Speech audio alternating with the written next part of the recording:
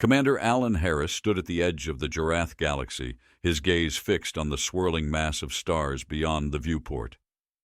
The mission he'd been sent on was a heavy one that could alter the future of not only Earth, but the entire galaxy. Yet, as he surveyed the alien fleets waiting in orbit around the dying planets, an overwhelming sense of isolation gripped him. He was the sole representative of humanity, a species that, to these beings, was little more than an afterthought. The stars outside the massive warship Vanguard seemed to mock him, the silent vastness of space a constant reminder of how small Earth truly was in the grand scale of the universe. The Jarath galaxy, with its array of complex, intelligent species, had always viewed humans as primitive, brutal creatures with limited technological prowess. Their minds could not yet fathom the depth of humanity's resilience. Harris had long been aware of the galaxy's view of humanity. He had served as a strategist in numerous human conflicts, surviving wars both physical and psychological. Yet this was different. This wasn't about humanity defending itself. This was about showing an entire galaxy how a species once on the brink of extinction could teach them the power of emotional intelligence, cooperation, and survival. His mission wasn't to lead with firepower or sheer force. Earth had neither the numbers nor the advanced technology to compete with the alien fleets. No, Harris's true mission was to teach these alien species how humanity had survived the unimaginable by embracing resilience, adaptability, and the power of unity. It was a lesson that no one seemed ready to learn. As Harris walked down the hallways of the Vanguard, his boots echoed in the quiet, a stark contrast to the tension that lingered in the air. His crew, a mix of humans and alien allies who had joined Earth's cause, worked with a nervous urgency.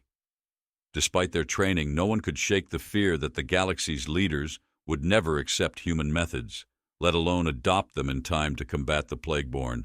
The Plagueborn, humanity's greatest nightmare, had become the galaxy's. An unstoppable force of consumption, the Plagueborn spread like a virus across the stars, assimilating worlds into their own, leaving only empty husks behind. Entire species had already fallen, wiped from existence. The leaders of the Jarath galaxy, divided by their own differences, were too fractured to mount a united defense against the Plagueborn's relentless expansion. Some factions were already in retreat, too proud to admit their weakness. Others were on the brink of annihilation, not knowing how to fight back against an enemy that adapted faster than they could respond. Harris took a deep breath as he entered the command center, where the alien representatives were gathered. His arrival was expected, but the skepticism in the room was palpable. He had seen it in the eyes of every leader from every species he had met so far. To them, humans were unremarkable, vulnerable, emotional, and most concerning, unpredictable. They thought Earth's resilience was just luck, a fluke that had allowed humanity to survive against overwhelming odds. The very idea that humans could teach the galaxy something valuable was laughable in their eyes. "We are here to discuss our strategy," said the Hyloth leader, a tall, multi-limbed alien with a translucent exoskeleton, speaking in a voice that reverberated through the room. "But I must ask again, why have we called in the humans? What can they possibly offer that we do not already possess?" The room was still as every other representative turned to look at Harris. His reputation as a strategist, someone who had survived Earth's darkest hours, was the reason he was here. Yet despite his credentials, this alien assembly was unconvinced. Harris had faced difficult situations before, but nothing like this. He was not just fighting for survival, he was fighting to be seen, to be believed in by those who viewed humanity as an inferior species. "We have the knowledge to adapt and to unite," Harris began, his voice firm but measured. "You're all facing extinction, and you can't afford to dismiss the one thing we've always relied on, each other. Humanity's greatest strength is our ability to unite, to adapt in the face of impossible odds." A murmur rippled through the room.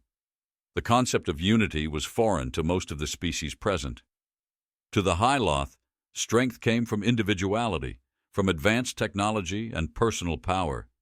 The Cetilians, a more spiritually focused race, found their strength in mental fortitude, while the Glathrians relied heavily on strategic warfare and military superiority. Harris could see the skepticism in their eyes, and for a moment he questioned whether he could break through. But then he remembered Earth. He remembered the countless times humanity had come together to face challenges that seemed impossible, the bonds forged in the fires of struggle. He had seen it on Earth. Perhaps, just perhaps, it could work here. The Plagueborn adapt faster than you can think, Harris continued, his voice rising slightly. They are relentless, and they consume everything in their path. But what they cannot adapt to, what they cannot understand, is the power of human connection. We don't win by being stronger. We win by working together, by using the strengths of every species, every individual. I know it's hard to believe, but I've seen it work. And I believe that you can learn from us. The room fell silent again, the weight of Harris's words hanging in the air. The skepticism hadn't faded, but it had shifted, becoming more thoughtful. Some of the alien leaders exchanged glances, clearly unsure of what to make of his proposal. A Glathrian commander, his green skin pulsing with anger, stood up. "And what of your human frailties? How can we trust that your species, weak and disorganized, will be any use to us?" Harris didn't flinch. He had heard the accusations before. Weak, emotional, flawed. But it was precisely those frailties that had allowed humanity to survive. It was what made humans unpredictable and resilient. "We're not perfect," Harris replied, his tone steady. "But we've learned from our mistakes. We've fought wars, survived natural disasters, and adapted to threats much larger than ourselves. The Plagueborn don't understand us, and that's our advantage. We'll teach you how to use that if you're willing to listen." The silence was deafening. The alien leaders were no longer mocking. They were listening. Finally, the Hyloth leader nodded slowly. "We will listen," she said, her voice quieter now, more contemplative. "But we need results. If your methods fail, humanity will have no place here." Harris nodded, knowing that his future, and the survival of the galaxy, depended on showing them that humanity's methods weren't just hopeful words. They were the key to saving not just Earth, but the entire Jarath galaxy. The tension in the room remained, but for the first time there was a flicker of hope in the air. The battle for survival had just begun. As Harris walked out of the chamber, he looked up at the stars again. The task ahead of him was monumental, and the stakes were higher than anything he had ever faced. But one thing was certain. He wouldn't let humanity's story be forgotten in this galaxy. He would show them that humans had the power to change the course of history, not by defeating their enemies, but by uniting those who had once believed they were too different to fight together. The galaxy might be in disbelief now, but soon enough they would learn the truth. Humanity was not a weakness to be overcome. Humanity was the hope they had been searching for, and Harris would be the one to show them how. The days following Commander Alan Harris's initial meeting with the galaxy's leaders had been fraught with tension. The skeptical eyes of alien leaders bore down on him as they reluctantly agreed to follow his lead. The galaxy was on the brink of annihilation, but unity, true unity, was still a distant dream. Harris, however, knew the road ahead wouldn't be easy. It would take more than mere words to convince these powerful factions to look beyond their pride and embrace the methods of a species they had long underestimated. Harris stood at the command center of the Vanguard, the hum of the ship's systems the only sound as he surveyed the tactical displays. He could feel the weight of the situation pressing down on him. The Plagueborn were not waiting. They were already moving through the galaxy at an alarming pace, consuming worlds with terrifying efficiency. The alien factions, with their vast technologies and varied strengths, were still bickering among themselves, unable to focus on a common goal. The Plagueborn were relentless, and every day of inaction allowed the virus-like species to gain more ground. Harris turned to the holographic projection of the galaxy, watching as the alien worlds that had already fallen blinked out one by one. In his mind, he rehearsed the plan, an impossible plan, but one that might just work. If he could convince the alien leaders to put aside their differences, to join forces, then perhaps there was hope. But first, He had to break through their years of distrust and pride. The first step, Harris knew, was to understand the alien species in the galaxy. Each one had its own culture, technology, and mindset. But none of them had the one thing that had allowed humanity to survive: adaptability. The human ability to evolve, to find new solutions in the face of overwhelming adversity, was their greatest weapon. It was this that Harris intended to share with them. The problem, however, was that the very nature of this adaptability made it difficult for the aliens to understand. To the Glathrians, the human approach was chaotic. To the Hyloth, it seemed disorganized and illogical. They had never seen the power of human resilience, and now they would have to. Harris's first real opportunity to teach them came when an alien faction, the Trallians, had a plan to attempt to push back the Plagueborn with a direct assault. They were a technologically advanced species with vast military fleets, but they lacked the unity that could make their strength truly effective. Harris had warned them, using brute force would only delay the inevitable, not stop it.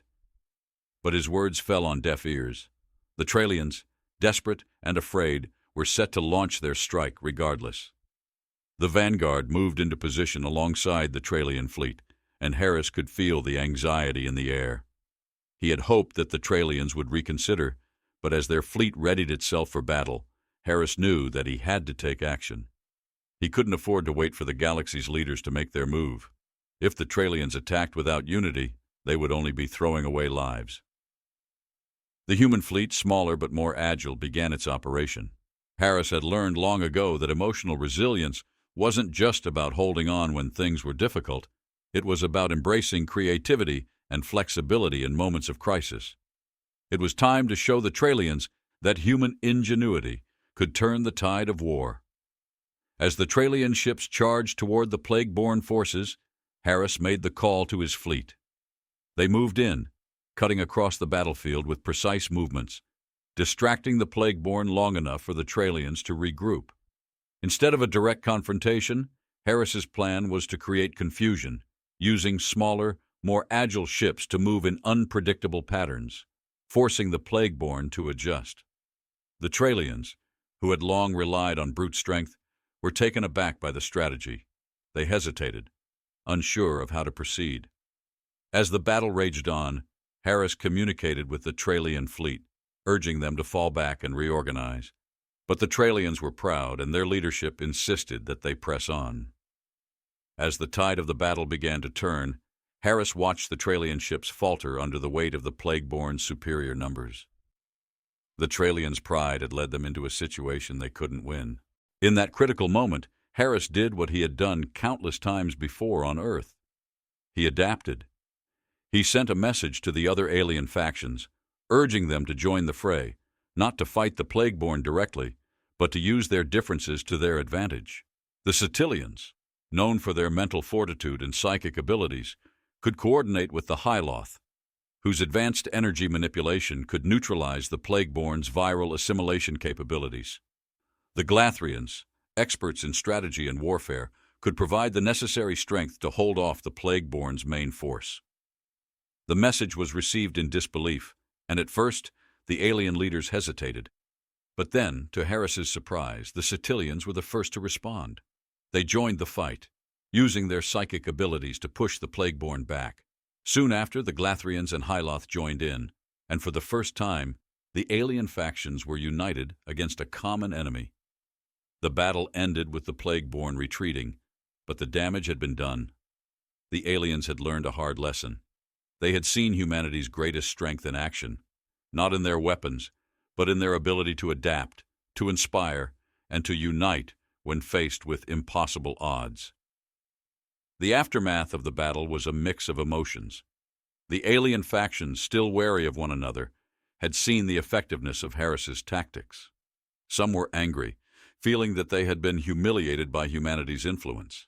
Others, however, were beginning to understand.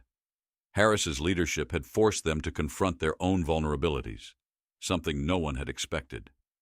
As the Jorath galaxy began to regroup, Harris found himself at a crossroads.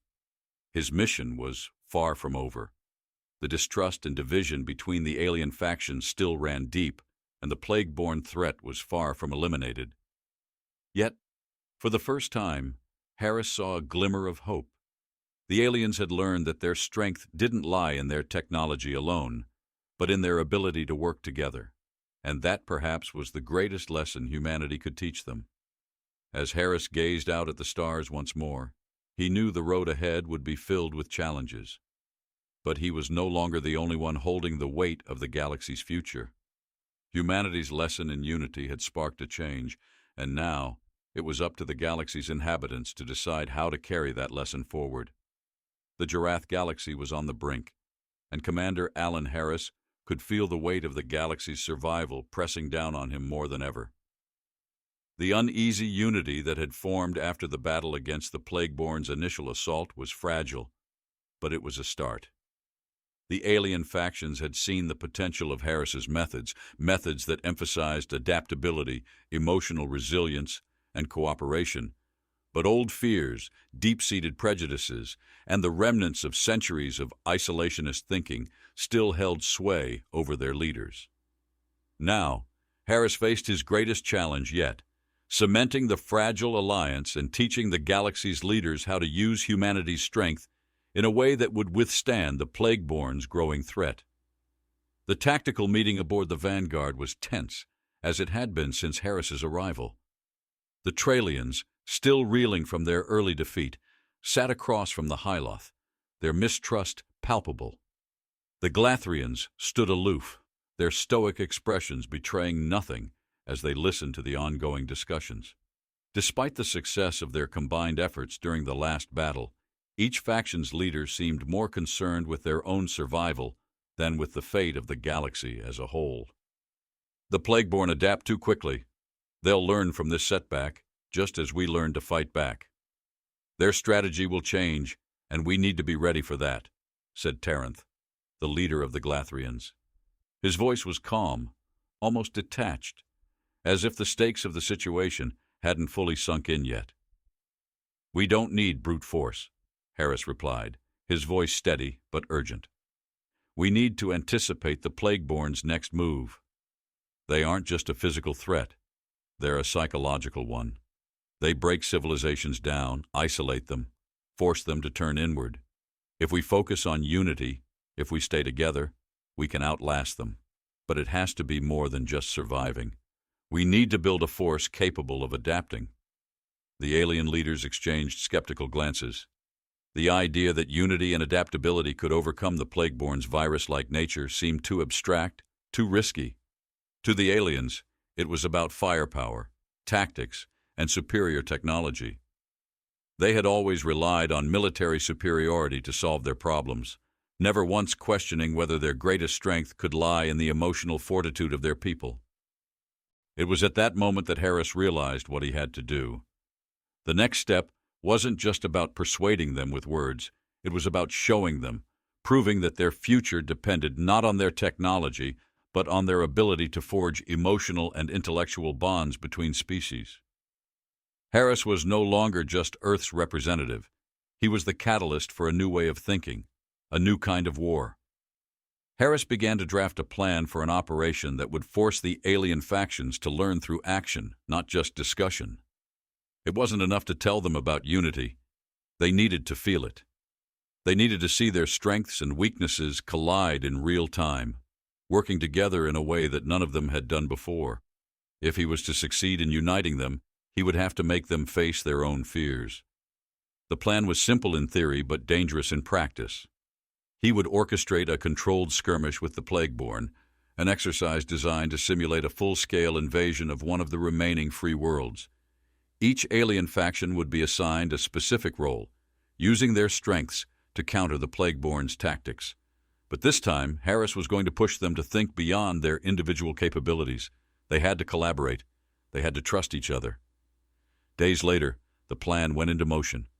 The Vanguard set course for the fringes of the Jarath galaxy, where a planet on the verge of falling to the Plagueborn lay. It was the perfect testing ground. The Plagueborn were already entrenched, but their forces were scattered, not yet fully adapted to the combined threat of multiple species fighting together. Harris stood on the bridge, staring at the digital displays. The alien ships were slowly forming up, and he could feel the weight of the decision on his shoulders. If they failed, the galaxy would be doomed. But if they succeeded, if they learned to fight as one, there was hope. As the first wave of Plagueborn drones appeared on the horizon, the alien fleets moved into position. Harris could feel the tension in the air. He wasn't just leading a battle. He was leading an experiment. The eyes of every faction were on him. This was the moment when everything would either come together or fall apart. The Glathrians moved in first, their ships sending precise, calculated blasts of energy at the Plagueborn's outer defenses. The Hyloth followed, using their advanced technology to scramble the Plagueborn's communications, leaving them confused and vulnerable. The Trallians, despite their earlier hesitation, attacked with a fury that surprised even Harris, their ships cutting through the Plagueborn's front lines with laser accuracy. But the true test came when the Cetilians, using their psychic abilities, linked their minds with the other factions, forming a network of coordinated strategy and shared knowledge. It was this synchronization that made the difference. Where one faction faltered, another could pick up the slack. It was the first time Harris saw the galaxy's forces truly working as one, moving with a purpose that went beyond individual pride. Yet the Plagueborn weren't passive targets. They adapted quickly, sending their most advanced ships to counter the coordinated assault. For a brief moment, it seemed like the battle might turn in their favor. The alien fleets began to falter, communication lines breaking down as confusion spread. Harris's heart raced. This was the moment when unity would be tested. "Push forward," Harris commanded, his voice firm. "We hold them, together." And then, something unexpected happened. The alien leaders, each hesitant and unsure in their own right, saw the others fight, saw the combined power of their forces, and they pushed forward, not because they had to, but because they were finally working together. Their fleets, once disparate and fractured, moved with a single purpose. The Plagueborn, unable to adapt to this new strategy, began to falter. The relentless onslaught of the combined fleets was too much for them. The alien forces surged forward, sweeping through the Plagueborn's ranks with devastating efficiency. The battle ended with the Plagueborn retreating, but Harris knew that this victory was not just about military success. It was a victory of unity, of emotional strength. For the first time, the alien factions had set aside their differences, worked together, and achieved something greater than any one of them could have on their own. Harris stood at the center of the command room, watching as the alien fleets regrouped. It was still fragile, but something had changed. They had learned, they had trusted one another, and that trust had turned the tide of battle. But the war was far from over. The Plagueborn would return, and this was just the beginning. Yet for the first time, Harris could see the possibility of something more. The galaxy might be on the edge of destruction, but they had learned the most important lesson. Survival wasn't about strength. It was about the willingness to come together and fight as one. The war for the galaxy's future was far from over, but humanity had given them a chance. The challenge now was whether the galaxy could hold on to the unity they had fought so hard to achieve, and Harris would be there, guiding them every step of the way. The galaxy had taken its first tentative steps toward true unity, but Commander Alan Harris knew the true test of their progress was yet to come. The Plagueborn had already ravaged numerous worlds, their relentless march of assimilation showing no sign of slowing down. And now, the final battle loomed, a battle not just for survival, but for the very soul of the galaxy. Harris knew that to succeed, the newly formed alliance of alien factions would have to trust each other in ways they never had before. Despite their growing belief in Harris's methods, the alien factions remained uneasy. The Plagueborn, a terrifying, virus-like species, were unlike anything the galaxy had ever faced. Their very presence stirred fear deep within the hearts of those who had seen what they could do. The Plagueborn were not just an enemy to be fought. They were a force of nature, a living virus that consumed entire worlds with horrifying efficiency. The appearance of the Plagueborn was a nightmare. Their ships were vast, living entities, biological horrors that pulsed with a sickly green light. They moved like parasites, their surfaces slick and fleshy with tendrils and growths that resembled rotting meat. The ships themselves were covered in spongy organic matter, resembling the bloated carcasses of some horrific sea creature floating aimlessly in space. Their very form seemed to be an affront to nature itself, a thing of twisted biology that existed solely to consume.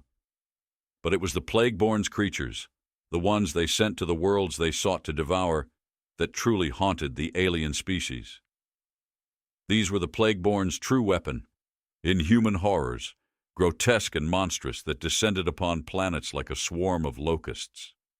Their forms were a twisted amalgamation of organic matter and technological elements, their bodies covered in sickly green armor. Their limbs were long and spindly, with sharp claws that could rip through anything, their faces devoid of any true expression. They moved as a unified mass, always in motion, tearing through civilizations with a methodical hunger that left nothing behind. On the surface, they would spread across entire continents, swarming over cities, infecting every living thing. Where they went, all life withered. The Plagueborn didn't just conquer, they assimilated. The infected were consumed and reshaped into more of their own kind. The infected cities would become part of the Plagueborn hive, twisting and reshaping the world into a reflection of their own horrific form. And with every world they consumed, the Plagueborn grew stronger. The fear they stirred in the hearts of the galaxy's leaders was not unfounded. Whole civilizations had been wiped out, their populations turned into mindless drones for the Plagueborn. The leaders of the Jorath galaxy had already seen their own people fall victim to the plague, unable to fight back, unable to even understand the full scope of the threat. The galaxy had always been a place of power and control, but now it was facing a creature that could not be stopped by weapons or technology alone. When the first planet fell, the alien leaders had held on to hope. Hope that technology and firepower could beat the Plagueborn back. But that hope quickly faded as the enemy adapted, evolving faster than any of their weapons could react. They had no weaknesses that could be exploited, no obvious flaw in their biological systems. The galaxy's military might was impotent in the face of such a threat, and the realization began to sink in. The Plagueborn could not be defeated by traditional means. Yet even as the fear began to spread, there was one thing the alien leaders clung to: a belief in Harris and humanity. Against all odds, the lesson Harris had taught them in their first shared battle had begun to resonate. Unity, cooperation, humanity's ability to adapt, to think in ways that no other species had thought before, was something they could not ignore. Harris had taught them that the answer lay not in brute force, but in emotional intelligence, creativity, and adaptability. The Plagueborn might be unstoppable in the conventional sense, but humanity had shown that the true power lay in working together, using each species' strengths to compensate for their weaknesses. The galaxy had learned that they had something more powerful than raw military might. They had each other. Despite their lingering fear, the alien leaders chose to trust Harris. They chose to believe that humanity's approach, their ability to unite and think outside the box, was the key to surviving this existential threat. It wasn't easy. The tensions among the factions still simmered beneath the surface. The Hyloth were wary of humanity's emotional approach, believing their technological superiority could be the deciding factor. The Glathrians still clung to their military strategies, unwilling to relinquish control to the other species. Even the Cetilians, whose psychic powers had proven useful, struggled with the idea of uniting in ways that went against their deeply spiritual practices. But Harris knew that without trust, without the willingness to put aside their differences, they would never defeat the Plagueborn. And so he held his ground. He showed the alien leaders that working together was not about surrendering their individuality. It was about recognizing that survival required them to evolve, to adapt, just as humanity had. The time came for their first real test. The Plagueborn had launched another invasion, this time targeting a major world on the edge of the Jorath galaxy, a planet that was crucial to the balance of power. The alien factions, though divided and hesitant, had agreed to Harris's plan. They would fight together, not as separate species, but as a united front. The Plagueborn ships appeared on the horizon, their grotesque forms blotting out the stars. The sight of them was enough to send a chill down the spine of any commander. But Harris knew this was their moment. The alien forces, now unified, moved into position, each faction playing their part. The battle was chaos. The Plagueborn ships swarmed across the battlefield, their tendrils reaching out to assimilate anything they touched. The alien fleets, however, held their ground, using human-inspired tactics to fight back. The Hyloth created energy shields that blocked the Plagueborn's biological weapons. The Glathrians, with their military expertise, fought in coordinated formations, cutting off the Plagueborn's reinforcements before they could regroup. The Cetilians, amplifying their psychic powers, created an impenetrable mental barrier that made it difficult for the Plagueborn to control the minds of the weaker alien soldiers. And the Trallians, once hesitant, led the charge with unmatched courage, their ships cutting through the Plagueborn lines with brutal efficiency. For the first time in the galaxy's history, all the factions fought as one. The unity that had once seemed impossible was now their greatest weapon. As the battle reached its climax, the Plagueborn, caught off guard by the overwhelming force of this united front, began to retreat. The alien leaders watched in awe as the Plagueborn's forces scattered. Harris's heart raced, but his focus never wavered. The galaxy had done it. They had come together, faced the terror that the Plagueborn represented, and won. But the victory came at a price. The battle had proven that unity could overcome fear, but the true cost of this war was only beginning to be understood. The Plagueborn were not gone, but the alien factions had learned something invaluable. They had seen that humanity's strength wasn't in their weapons. It was in their ability to adapt, to think differently, and to unite. The battle for the galaxy was far from over, but for the first time Harris felt a flicker of hope. The galaxy had been tested, and humanity's lesson had taken root. Now the question remained: could the galaxy hold on to this fragile unity, or would the fear of the Plagueborn tear them apart again? The future, uncertain as it was, held one thing Harris knew for sure. The galaxy's fate now depended on one thing: trust. The final battle had left a scar on the Jorath galaxy. The Plagueborn, despite their relentless power, had been forced to retreat, but not without suffering significant losses. Commander Alan Harris stood at the helm of the Vanguard, gazing at the void beyond. The battle was won, but the war wasn't over, not yet. And though the galaxy was saved, the cost had been immense. As the dust settled, Harris could feel the weight of history pressing down on him. He had shown the galaxy a way to fight back, a way to overcome the impossible, not through overwhelming power or advanced technology, but through the strength of human traits: emotional intelligence, adaptability, and unity. The alien leaders had finally seen it in action. They had been forced to work together, to learn from one another. And now, as they returned to their respective worlds, they were left with a lingering question: how could humans possess such an ability to unite and overcome when faced with existential threats? But Harris wasn't interested in basking in the glory of victory. His task was far from done. The Plagueborn were not entirely gone. They had retreated, yes, but the very nature of their species meant that they could never be truly eradicated unless their ability to adapt was broken once and for all. The galaxy's leaders had learned the lesson of unity, but Harris knew the galaxy was still too fragile. The peace they had forged was tentative at best, and it was time to deliver a final lesson. The time had come for humanity's ultimate gift to the galaxy, and that gift was not just a lesson in cooperation. It was a demonstration of humanity's most important strength: the ability to overcome even their darkest fears and to transform in the face of adversity. The alien leaders convened once again on the Vanguard, this time with a new sense of reverence for the human species. Gone were the doubts, the dismissals, and the prejudice. They now looked to Harris with curiosity and awe. They had seen humanity's ingenuity on the battlefield, its resilience in the face of annihilation, and they had seen that it was this very humanity, not just raw technological might, that had saved them. "I'm grateful for all your efforts in this war," Harris began, his voice steady but filled with a quiet authority that only years of battle could imbue. But there's one final lesson to learn, one final truth about humanity that I've yet to share with you." The leaders shifted in their seats, their interest piqued.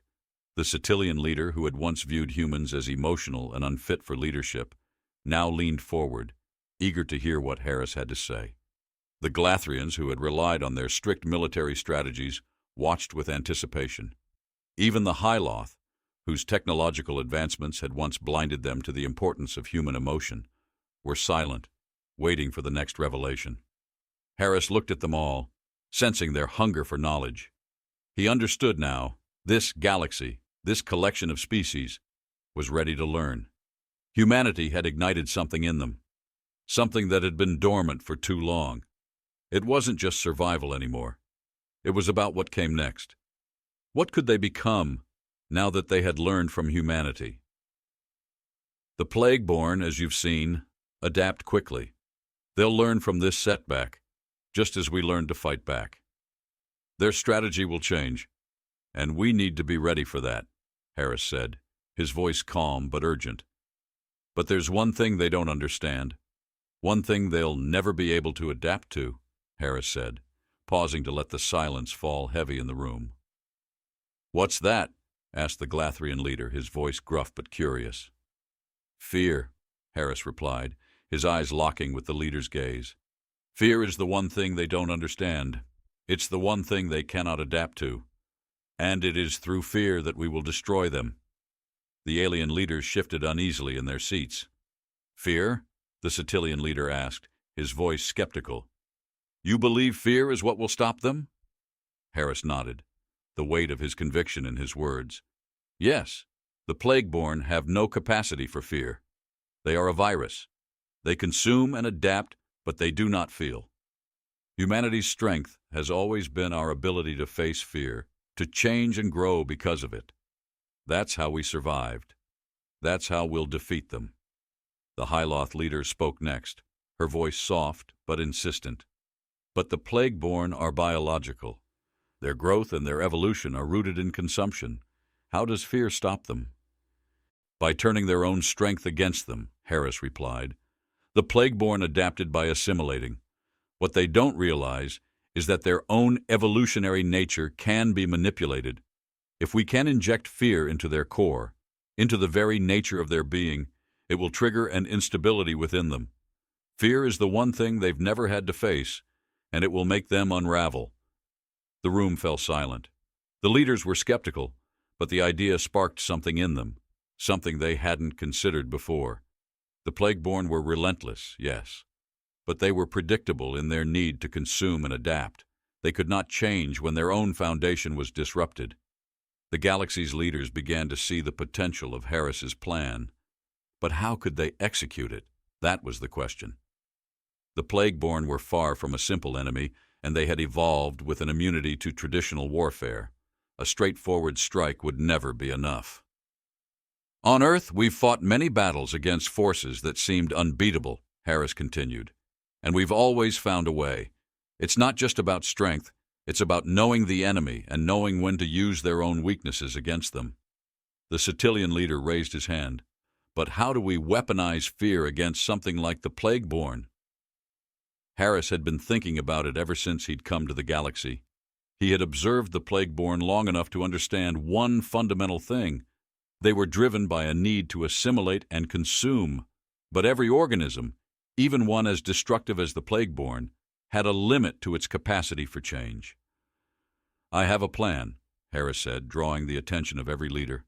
"It involves creating a compound, something that is both a physical and psychological weapon, a virus of sorts, but one that doesn't assimilate or destroy. It only disrupts." The Hyloth leader, though still skeptical, leaned forward.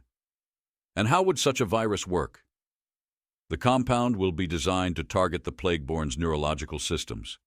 It will inject fear, something alien to their kind, directly into their minds. It will make them paranoid, unstable, and when they can no longer adapt to the fear, they will collapse from within." "How do we produce something like that?" asked the Galathrian leader, his skepticism now replaced with curiosity. "I've thought about this for some time," Harris said, looking to each of the alien leaders. And together we can build it. The Hyloth will supply the energy to stabilize the compound. The Stellians can infuse it with psychic energy to ensure it disrupts their neurological systems. The Glathrians will provide the tactical analysis to perfect its distribution.